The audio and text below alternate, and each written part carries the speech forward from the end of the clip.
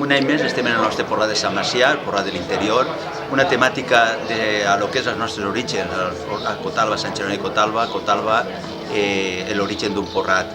Volem recuperar la nostra història, la nostra tradició. El que està clar és que nosaltres en el nostre Porrat sempre, tots els anys, el que volem fer és una nova temàtica per a diferenciar-nos dels altres porrats que tenim en la nostra comarca. Està clar que això com en les falles, quan acabes un porrat és que pensar el tema de lo que serà el porrat de l'any que ve i enguany, com he dit, fer el Porrat de l'Interior, Cotalba, l'origen del porrat. Per què Cotalba, l'origen del porrat? Perquè el nostre Porrat de Sant Macià naix fa 434 anys en Sant Jeroni de Cotalba gràcies a la visita de Felip II, que el tenim representat així en el pati del Palau dels Comtes de Ròtova,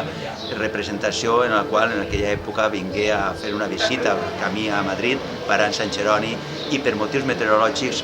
Felip II no se'n va poder anar cap a Madrid i els veïns i veïnes de Ròtova i els pobles limítrofes organitzaren un porrat, una festa en honor de la visita del rei així a Sant Jeroni.